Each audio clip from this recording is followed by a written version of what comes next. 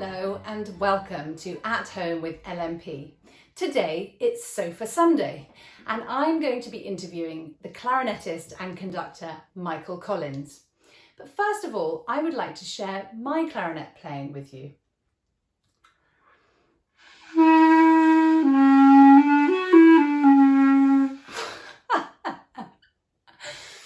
Okay, I think maybe we need to talk to someone who really does know how to play the clarinet. Michael Collins. Hello, Michael. Thank you so much for agreeing to talk to me. How are you? I'm fine, thanks very much, Ruth. It's great to be able to do this in these strange times, I must say. So yeah, how are you surviving lockdown? Are you okay? yeah, I'm totally fine. I mean, I live out in the country, so I suppose I've got this luxury that I can just leave the front door and I can go on for, well, I've been doing sort of a 10k walk every day around the woods. Wow. And I've encountered a single human being. So it's it's luxury. Fantastic. And have you been playing your clarinet much during lockdown, or? I have to be honest, and the answer is no. It's been sort of fits and starts in a way. I think at the beginning of the lockdown, I thought, well, what's the point? Practicing for what? And then I sort of felt guilty that I should be practicing to, keep the fingers and the lips and the sound and, just keep it all going, basically. Mm-hmm. So I did a sort of manic week's worth of practice, and which was great. And now I've gone into another sort of, oh well, let's have a rest.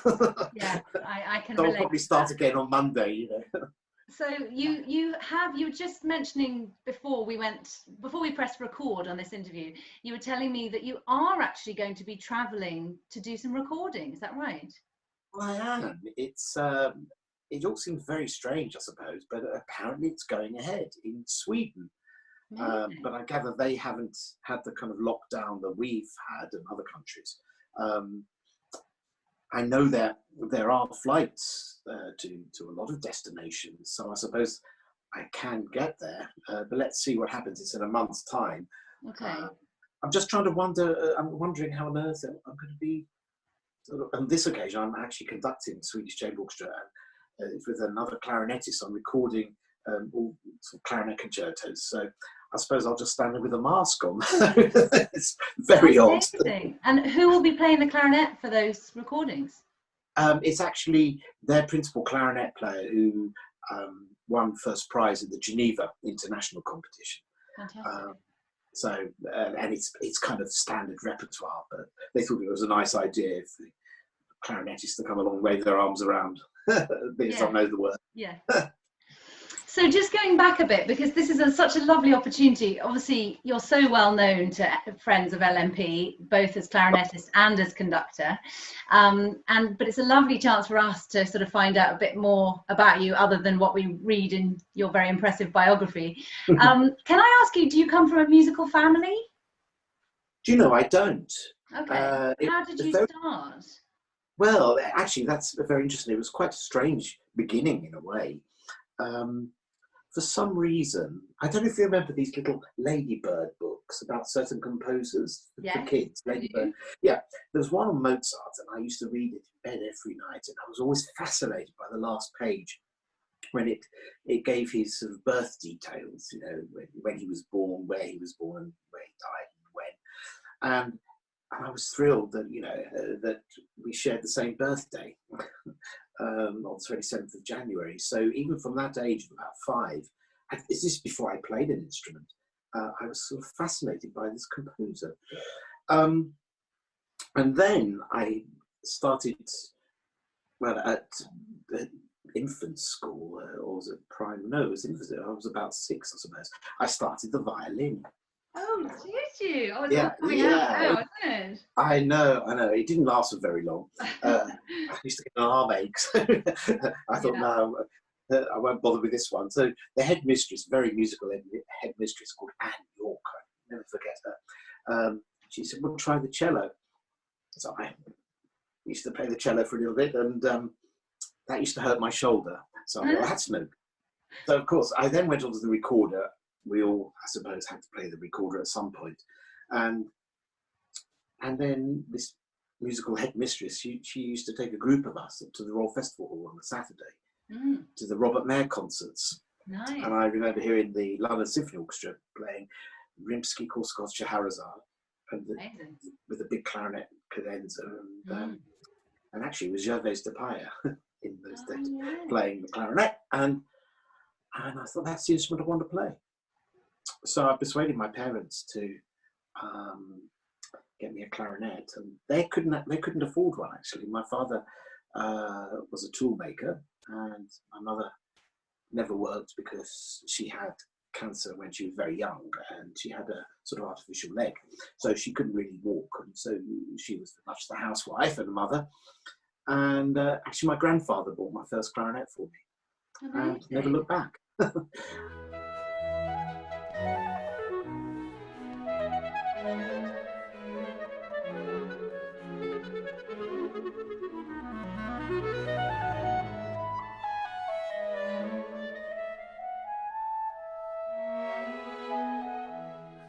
And so what age were you when you sort of thought, wow, this is really what I want to do? Turning point, or?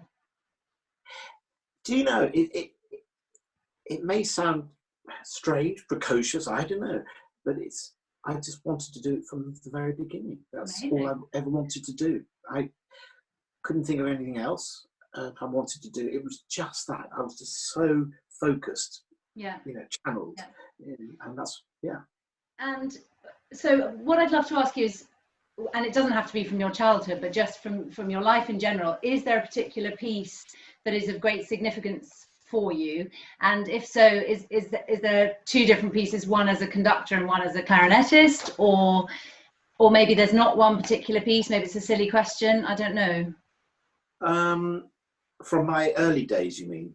Yeah, or not necessarily, just a piece that you kind of turn to as your piece of significance.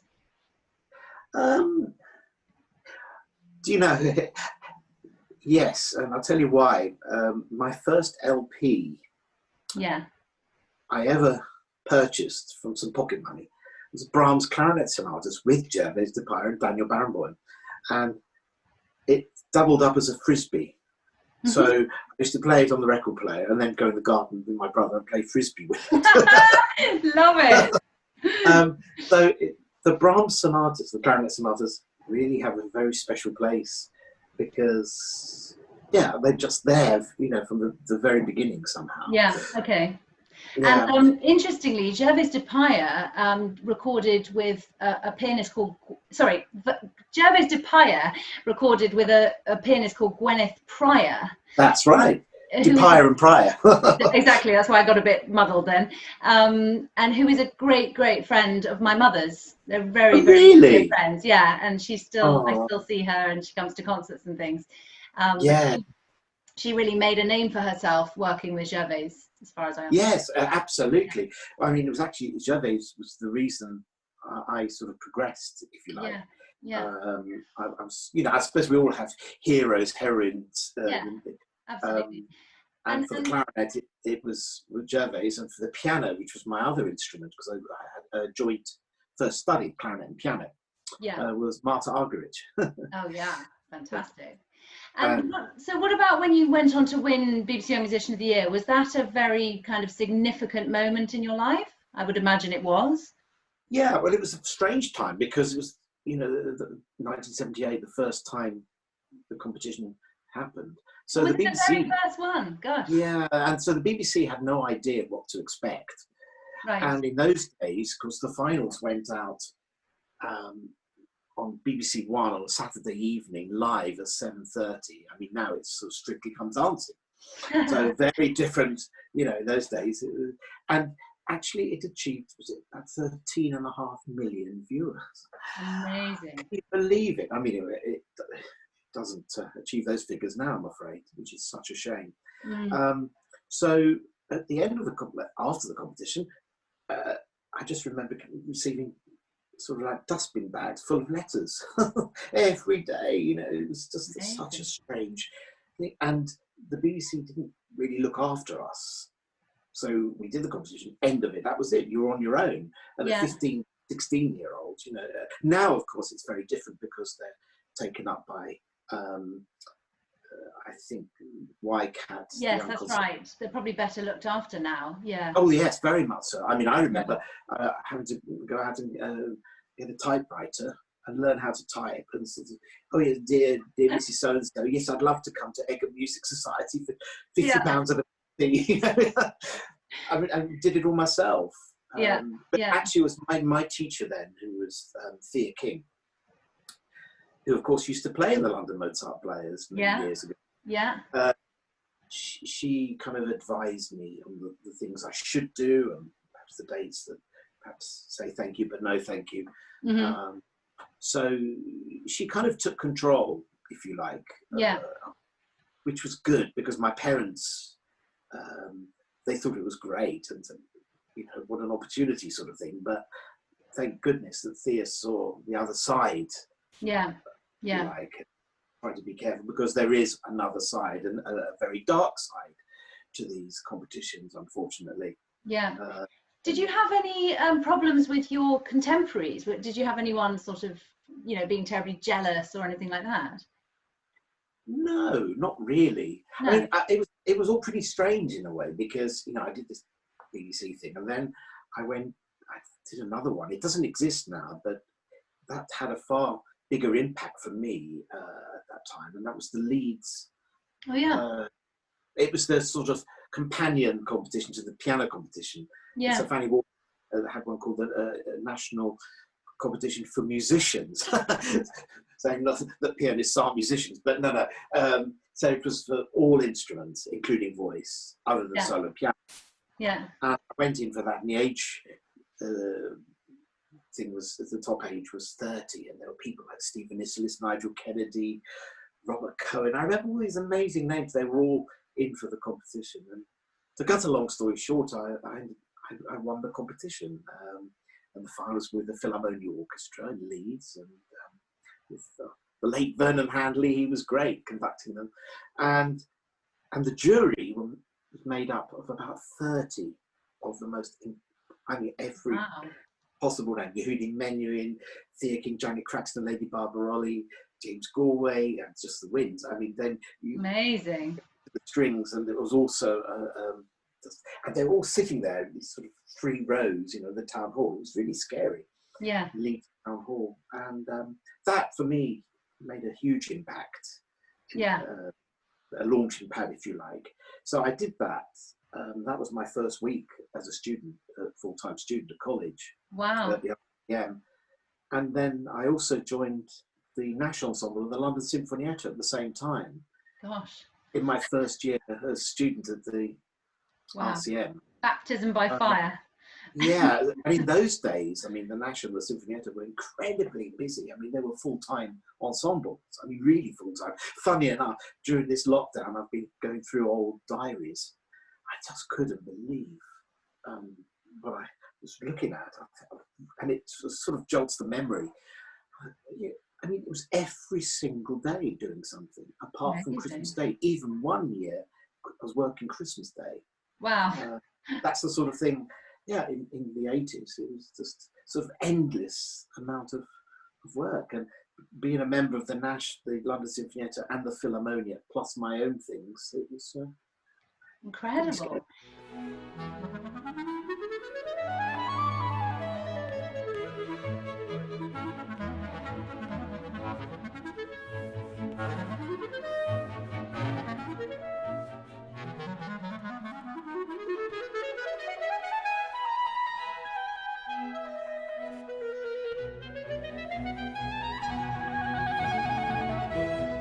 Do you remember anything as being the most nerve-wracking moment, or was that competition you were talking about, or was there something else? I would imagine playing with Sinfonietta could have been a bit hairy with serious contemporary music. Yeah. I suppose there was one day, again, looking through the diaries, there was one day when I had 3 concerts in one day in London, and that actually frightened me so much. Just a couple of weeks ago, looking back in the diary, and I just remembered that day vividly. It was a coffee morning at the Wigmore recital, and then the afternoon at the Queen Elizabeth Hall, playing this very, very difficult concerto by Hans Werner Henze with the London Sinfonietta, with him conducting. And then I whizzed across to the festival hall to play the Mozart with the Philharmonia with Roger Nott in the evening. Well, now you're just showing off, Michael. No, it's not showing off, but that's scary. Very impressive. So would you have been worried about that from a stamina point of view for your lip? Yeah, I suppose I would have. I was trying to remember, was I really scared? I mean, I was scared when I saw it in the diary because it jolted my memory. But I was trying to remember, I think I just found it a bit of well, not a joke, but a sort of a challenge for myself. Yeah, perhaps there's the fearlessness of youth, isn't there? Perhaps much more aware now of what there is to be scared about. Yes, I mean, in terms of actually feeling scared about something, I suppose when I had to play the last night of the Proms, I thought that was scary. Okay, having to play a concerto I've never played before, and having to play it for the first time, it was quite a bit scary. Yeah. What about, have you ever had any really funny or really embarrassing moment on stage? Or that's if you want to share it with us. Well, oh dear. Well, don't worry if you don't. No, I mean, we've all had, I suppose we've all had moments. I do remember one which was such a strange moment. It's completely ingrained, you know, my memory. I was playing with the City of Birmingham Symphony Orchestra. And, I was playing Weber, number 2. And it was with a very young Esa-Pekka Salonen before he made his name. And, as who he is these days, but and in fact I think it was one of his first conducting dates in the UK. Anyway, we played the jolly first movement, got to the second movement, and these strange noises going on. I thought, what on earth is it? And I was sort of looking around, and this was before Symphony Hall was built in Birmingham, so the concerts took place in the town hall. And then I saw this sort of something going on in the audience, and anyway, the second movement just dribbled to an end. You know, each instrument sort of just stopping. It was a bit like a Haydn farewell symphony, and just looking out at this, and hearing this scary noise in a way. So it stopped, and we stood there in total. I stood there in total silence, and the first aid people came in and carried this chap out. And obviously, I think he was having a heart attack or something. Anyway, and Esa-Pekka said, "What do we do?" I said, "Well, I don't know." He said, "Should we stop? Should we go off?" And there was just this total silence in the hall. What should we do? He said, "Well, let's just carry on."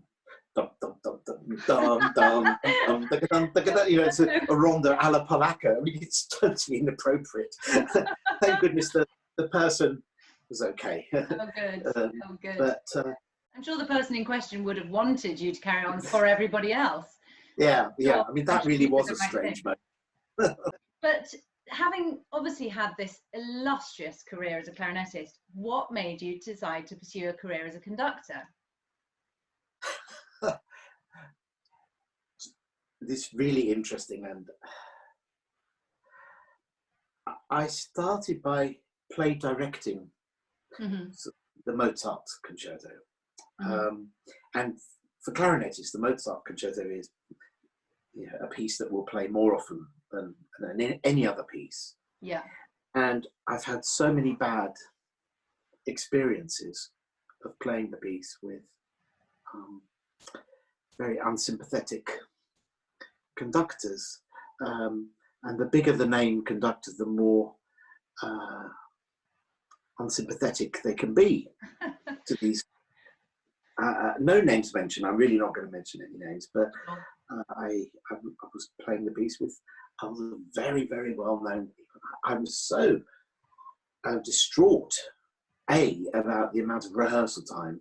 There was once I was playing it in Carnegie Hall, and it was with the Philharmonic Orchestra, I can say that at least. And so we had a rehearsal in London before flying out. And it was a big concert in Carnegie Hall. I mean, Itzhak Perlman was playing Tchaikovsky, Jesse Norman singing the 4 last songs, and myself. who played the Mozart. So So we can all Google this now to find out who the conductor is. yeah. And and I rehearsed, and I didn't even get to the end of the piece, and it was down tools at 9 o'clock in the evening, end of session. And I would literally just started, basically I started the last movement. So I hadn't even played the last movement. And then we flew out to New York and then had tops and tails, just started each movement. So the only time I'd actually played the movement complete was in the concert. God. And I thought, this isn't right. No. You know, and I don't want to continue the rest of my musical journey like this. Yeah. So I started playing directing, and it's just evolved. Yeah. From like, you know, it just seemed a natural progression to, I mean, I don't use a stick, and the reason I don't use a stick is because 9 times out of 10 I have to play in the concert, and usually if there's a first overture or whatever before the concerto, I can actually warm my hands up when I'm conducting, warm my fingers up, because if you're holding a baton, and then suddenly got to play the clarinet, your fingers all stiff and in one position. So at least when I can warm my fingers up, you know. I don't use a stick, but it's just been a natural progression. I've now sort of branched out doing quite a lot of symphonic stuff, but for me, my real heart is actually the chamber orchestra repertoire. It's so rich and incredible stuff. And do you have a kind of, you know, best conducting moment, a moment where you just really kind of treasure that memory, or maybe not, maybe there are too many to single one out? I do. It was just so overwhelming for me, I suppose. Again, it actually happened to be the Philharmonia. I don't know why all these things are Philharmonia, but anyway, in the festival hall doing Beethoven 9. I played for you in that concert. Do you know, I led the second violins for you in that. There. It was the first time I'd ever done it, and I was so scared. It was a great. I was totally overwhelmed by the whole. That's right, Ruth. Yeah. God, yeah. I remember that, and I remember thinking how incredibly, you know, normal and nice you seemed, and how you spoke to the orchestra with such respect, and we as players, as you well know, really appreciate that, and we respond so much better when we're spoken to like that. Well, I mean, I suppose the years I've had at the other side of the fence, you know, we're all musicians, we're all in it together, and there's absolutely no need or cause to be high and mighty, because I think you get the best results if you can draw, you know, and be with the players, and it's just a larger form of chamber music, reacting to response, rather than dictating. And collaborative, fantastic! How nice. I didn't know you were going to choose that concert. I now picture, of course, yes, I know.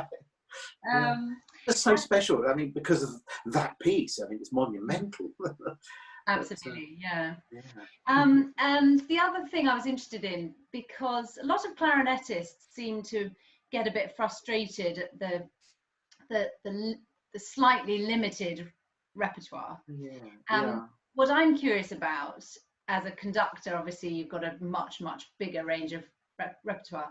Is there a composer that you wish had written a concerto for the clarinet? Several. Rachmaninoff. Right. Dvorak. Yeah. But apparently he did write one, a concerto for the clarinet. Yeah, it's lost, which is such a shame, but he did apparently write a clarinet concerto. Can you believe? I can only wonder what on earth. It must have been amazing. Yeah. Brahms, of course. Now, why did Brahms write so much for the clarinet and not a concerto? Because it was very late in life when he, because of the clarinet he wrote for, Mufeld. And if you look at the 4 major pieces, the Opus 114, 115, and then the 114 trio, 115 quintet, and 121 2 the sonatas, and that's it, basically, and end of his life. So I think he came, and the same as Mozart. Mozart came to the clarinet towards the end of his life, and we can only imagine, had they lived longer, they obviously loved the instrument, and but Brahms, can you imagine? Yeah. The nearest I can get to that is that the Berio, the composer Berio, orchestrated the F minor clarinet sonata for not a chamber orchestra. Well, it can be played with a chamber orchestra, but it's, you know, it's quite a large orchestra, so it's a full-blown concerto with a ready-made clarinet part, if you like, the sonata.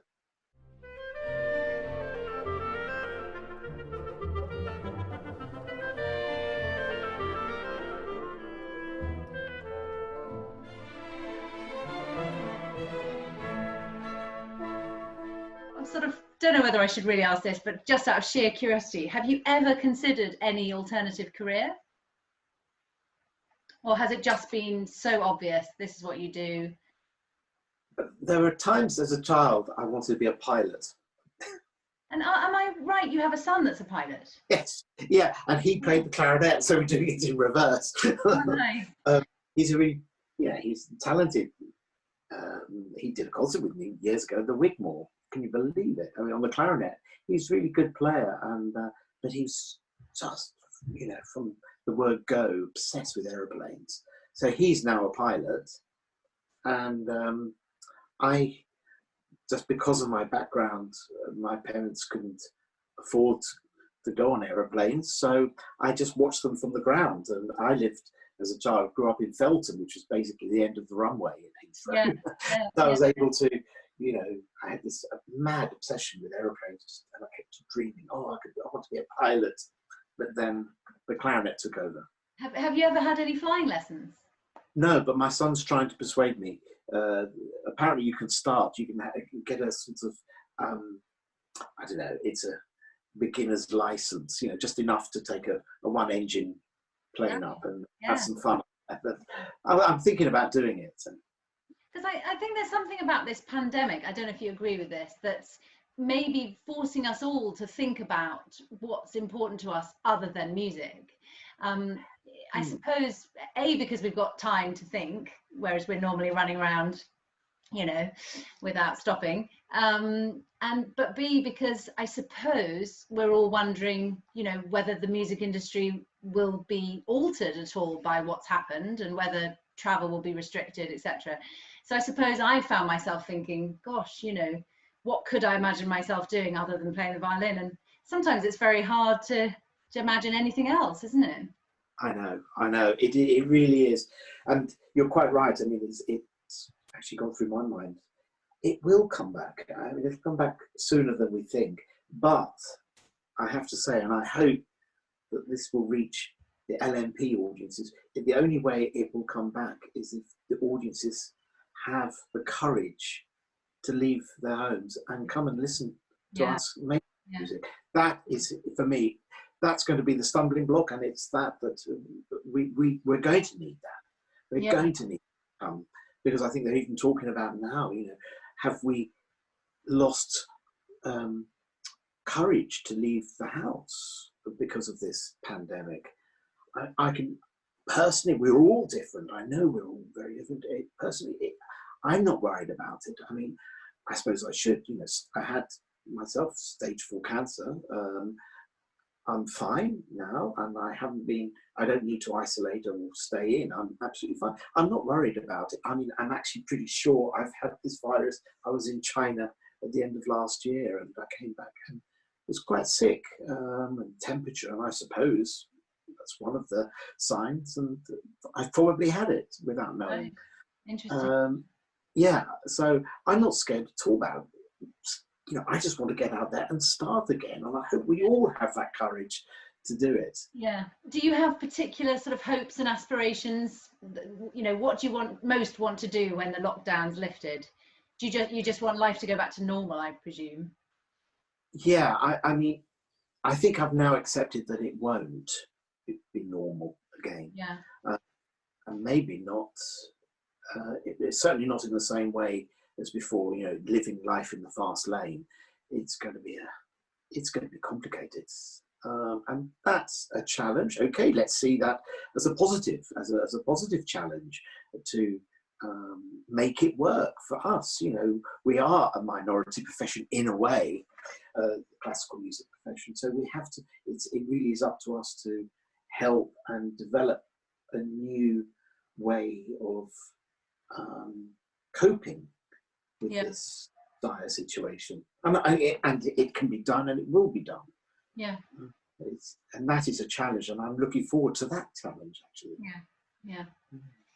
I've just got a few more questions for you, as I know I mustn't take up too much of your time, but That's okay. well, so two things that I thought were very exciting about, I mean, there's so many things that are exciting about your biography, but I just wondered, what was it like getting an MBE? Must have been.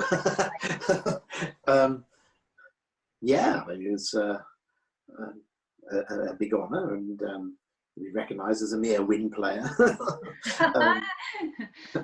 For services to music. I suppose, you know, I have battled throughout my career to enhance the clarinet repertoire, because, you know, it is a limited repertoire that we have as a solo instrument. I mean, although if you were to look through a book and see all the pieces written, concertos, sonatas, and so on, there are hundreds, but we're often asked just to play the same small handful of pieces. So I've tried over the years to encourage composers like John Adams, Mark Anthony Turnage, Elliot Carter, I'm trying to think of them now, to write really major works for the clarinet that will last in the repertoire. And I suppose I've been recognised. I was recognised for that, maybe. That's so that's nice. must have been amazing. And what about your winning a Grammy with Ian Bostridge and Antonio Papano? That sounded like a pretty amazing thing. Yeah. Quite a surprise, I think. It was. What was it that you recorded? It was. Well, I was involved with some Stravinsky, actually, Shakespeare songs. I think it was a Shakespeare disc, all about songs about, you know, inspired by Shakespeare. And so, yeah, to be absolutely honest, it was one of these almost like painting by numbers. I don't remember much about it. And the next thing in the post came this Grammy. So, yeah, strange. Another feather in your cap. Fantastic. And sort of just to kind of round this off, because obviously this is all about, well, it's all about you, obviously. I'm interviewing you with my leader of the London Mozart Players hat on. Yeah. And so I just wondered any thoughts you have about the London Mozart Players, or what you hope the future might hold for the orchestra, or, you know, have we got things in the diary with you? I hope we have. We have actually just confirmed on the South Bank my birthday. I'm not going to say which one. I made a sort of important birthday concert, which is wonderful. Yeah, with the orchestra. So, and did you feel that the perception in the music world is good about the London Mozart Players, that we're doing good things at the moment? I think the perception about the orchestra is incredibly high, and I have every faith and that the LMP will survive this and come out smelling of roses, actually, because it's so inventive what's happening with the orchestra, and I think it's almost preempt what's happening now, so it can carry on, you know, this creative way of working more than a lot of chamber orchestras are just concert giving orchestras, so to speak. The LMP, from the work I've done over the years, has always been top notch, and right at this moment, I think it's what I call a really classy orchestra. It's fabulous players and such lovely people, and that really comes across in the music making. There's a real sense of fun, commitment, and, you know, I suppose we all want to get it right, so we take that for granted, but it's going that extra mile that will come across, and even more so right at this moment. We're going to need that in abundance to give to the audience a big message that, you know, we're here, and we're going to, the orchestra is here, and we're going to show you what we can do, and will, the orchestra will bring the audience with them, on this journey. And I think, and I can see the LMP is very capable of doing that. Oh, well, thank you. Say all the right things. Oh. I do believe the LMP is very collaborative, and the fact that we're player run means that we do feel we're all invested in the orchestra, which makes it special, makes everybody play their part and do their bit, and not just, a lot of orchestras spend too much time sort of blaming their management for what's not happening, whereas in our orchestra we're all kind of trying to help management to make it happen. So that's the way forward. It really is the way forward, and it has to be that way. I suppose sometimes you've got to find the balance, though, isn't it? That, too many cooks and so on. But I think the orchestra has absolutely the right balance. Yeah. And I, for one, am hoping that we might be playing clarinet quintets together next month. But I know that obviously it's a bit up in the air, and it all depends what's going on. But I'll be looking forward to that if we are able to do that. Me too. We had such a lovely time at Eaton Square. Oh, it was a lovely concert. Yeah. Enjoyed that very much. And Michael, is there anything that you wish I'd asked you that I haven't? Is there anything we really should have covered? Not that I can think of on top of my head. You're brilliant. There we are. Well, I don't know about that. I sort of scrabbled around for 10 minutes writing down some questions just before we started, but we wanted this to be relaxed and informal, and a chance for our audience to get to know someone as famous as you. So thank you so much for talking to me and giving me your time and sharing your thoughts with the LMP. We really appreciate it. Thank you, Ruth, and I really look forward to seeing you all, and let's make music again soon, please. It's getting too much now, isn't it? Too much. I know, it's sort of long enough now. Yes. Yeah, long enough. I'm ready for action. Yeah. Okay. Well, thank you, Michael, and hope to see you on the concert platform very soon.